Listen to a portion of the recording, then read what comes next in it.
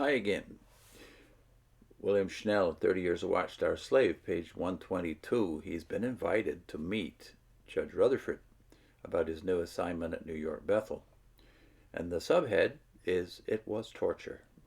Christian, if you have ever enjoyed the peace and happiness of the mind of Christ, a peace which goes beyond understanding, then you will feel with me as I picture for you the torments and tortures I live through from now on in the Watchtower hell.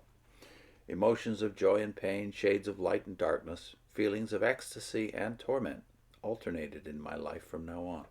All of this followed a fantastic pattern of rhapsodical behavior, like a corybantist dancing around a fire, creating strains and stresses every bit as vivid and horrible, as fascinating and debilitating as those conjured up by Dante in his Inferno. Here I was, imprisoned in the tightest organization on earth. It pressed in on my Lebensraum, life dream, something like that. Lebensraum as individuality and let me read that again. It pressed in on my Lebensraum, life dream, as individuality and was beginning to create in me sensations of frightening claustrophobia. It was becoming evident that I was not one who could be absorbed and brought down to the level of a beast, animated by mass instinct. Neither was I ready to heed passively the promptings of an organization mind, nor inclined to follow blindly into mass action, or to act robot fashion according to patterns laid out in organization instructions. Why? My individuality or soul had not been subdued and killed off by organization vibrations of sound and form. My soul or individuality was still awake and alive. At least a spark was still there, a modicum of individuality assertion. Just enough, however, to raise conscience against my status as an organization slave, but not enough to stand up and to flee. I was like in a nightmare, seeing the danger, wanting to flee, but my legs would not move, and I could not make good my escape. But neither could the danger catch up with me. Nightmares are usually the result of overeating or eating bad food combinations. I did not know then, but I now know that I was in this state of animated suspension because I was feeding on that which issued from the Brooklyn Watchtower through its policy committee and editorial committee. I no longer fed on the proper fare of a Christian, the word of truth, which comes from the mouth of the Lord, or on the manna from heaven, Christ Jesus.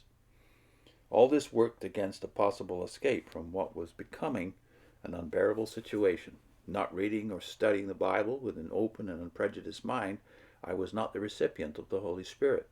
Without the comfort and strength and guidance of the Holy Spirit, I was unable to scale the walls of the Watchtower organization.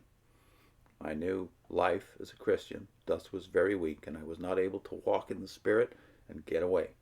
Escape I did later, almost 18 years from the date of the events discussed in this phase of my story, and then only by the grace of God. But before finally coming free, I had to drink the very dregs of the cup of the Watchtower wine, a wine which is theocratic and heady, and which at times not only destroyed my mental and emotional equilibrium, but caused further weakening of my flesh, leading me into many fleshly lusts and temptations. Of course, this was smoothed over and assuaged by performance of organization instructions. I sought flight from conscience in time counting and time reporting to the Watchtower Society, in book selling for the Watchtower Society, in religiously attending 3 to 5 meetings a week arranged for by the Watchtower Society, in carrying out their instructions. I sought not forgiveness and strength from the throne of God through Christ Jesus. Now he talks about his calling to Bethel and that meeting with Rutherford. Consequently, on this fine Thursday afternoon in June 1937, I once again, as on that fatal day of August 18, 1924, in Magdeburg, Germany, entered into the innermost portals of the Watchtower hell, namely Bethel, the house of the Watchtower god Moloch.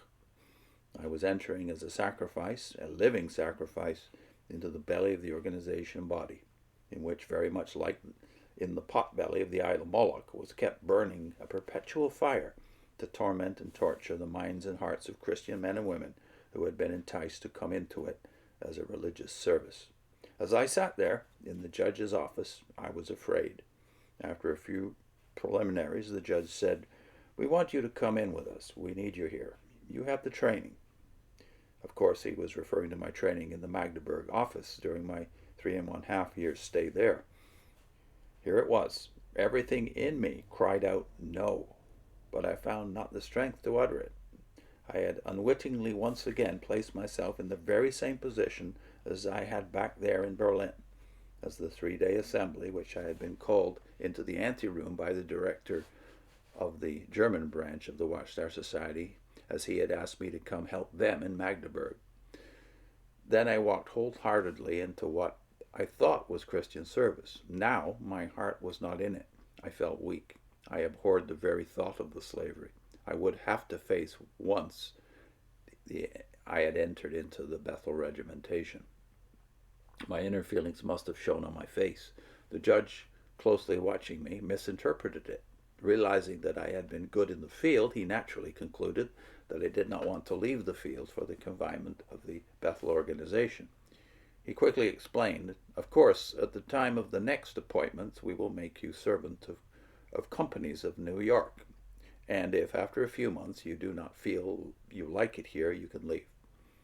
With this hope before me, I grasped as a sinking man does at a straw. I accepted. I was temporizing, but little did I know that with this acceptance I had opened up an 18-year period of torture and torment from which I barely escaped in 1954 into the freedom of the sons of God. Next time, life at Bethel, spies everywhere. Put in a link to our document that you can find on the website onewonders.org in the PDF archive, the history of the Holy Spirit, and the first of those 4 videos is on the history of the doctrine in the Old Testament. See you soon.